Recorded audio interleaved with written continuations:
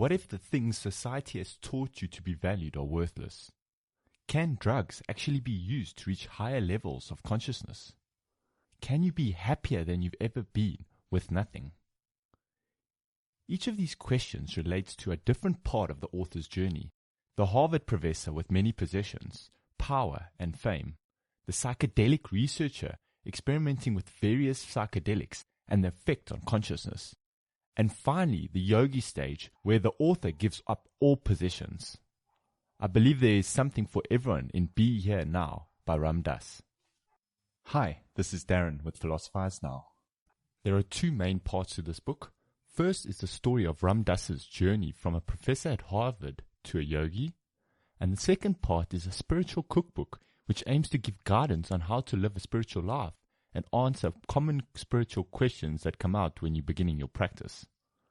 This video contains a review of the book as well as the summary of the first part of the book. Please see the links below for a summary to the second part of this book. So now let's move on to the review of this book. We'll first start with the positives. So my first positive is that it is an inspiring story. Because if you are interested in spiritual books, then I believe you will relate to many of the experiences in the story, as he provides a lot of hope in the story, as he starts with a search for something more to life, which he then eventually finds. And then my second positive is this is also a practical book, because the second part contains a spiritual cookbook, which is a manual that gives guidance on how to follow the spiritual path. This is quite nice because often at times spiritual books inspire and motivate you to start the spiritual process, but leave you clueless on where to begin.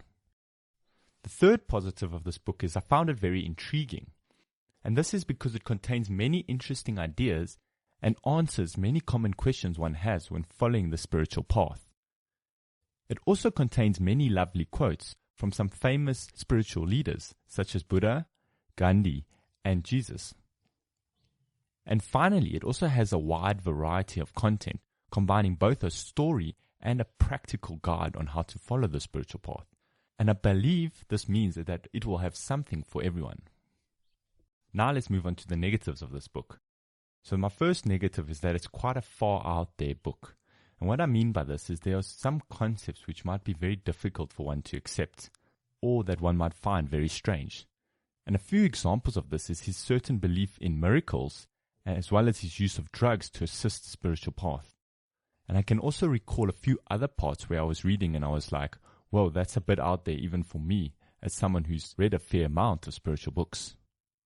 And then the final con is that the writing style might be difficult for some people to read. So there were three main stages of the author's life discussed in this book: the social science stage, the psychedelic stage, and the yogi stage.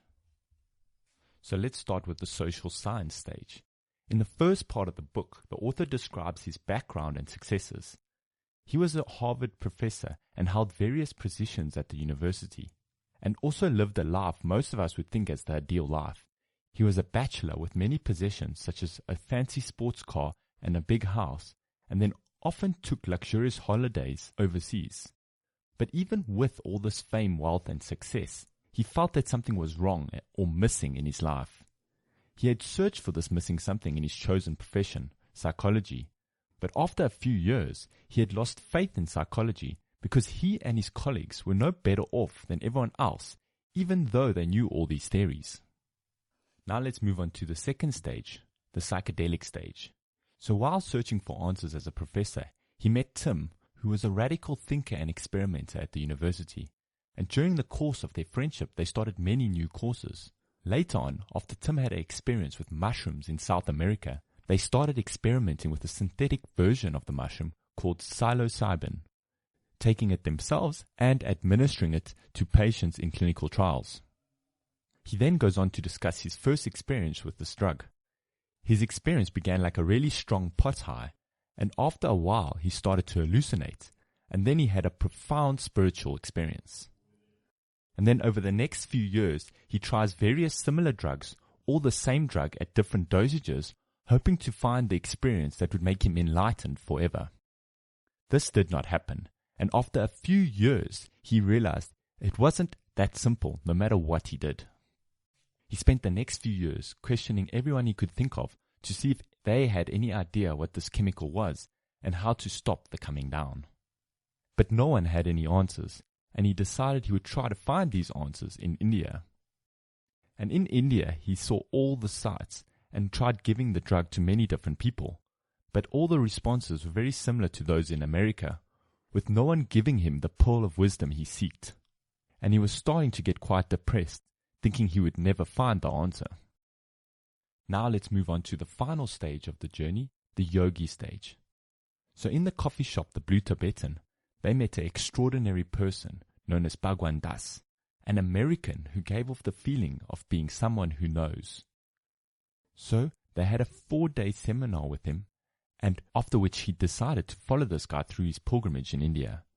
And over their time spent together, Bhagwan Das slowly started to teach him, and every now and then they would be sitting and the author would start up a conversation like, you know, this one time, Tim and I would, and then Bhagwan Das would interrupt and say, just be here now. And no matter what the author would say, he would continue to tell him this. Or, if he was struggling with emotions, Bhagwan Das would say, emotions are like waves. Watch them disappear in the distance like a vast, calm ocean. Bhagwan Das was the first person he couldn't entice with his great stories, and most days were just spent singing holy songs or practicing asanas. Very little was said, and he knew hardly anything about Bhagwan Das, yet he had never felt so profoundly intimate with anyone. After a while, Bhagwan Das told him that he needs to go see his guru. And so they went to see the guru, and when the author met the guru for the first time, they had a conversation about his mother, who had died earlier that year, and this guru seemed to somehow know the details, even though he hadn't told anyone on the trip. His mind started to race, trying to figure out how this man knew these details. Was he CIA? Did he tell someone on the journey about this? But nothing seemed to fit. His mind started to race faster and faster, and eventually stopped, unable to figure out how this man had done this. And then he felt a violent pain in his chest and began to cry.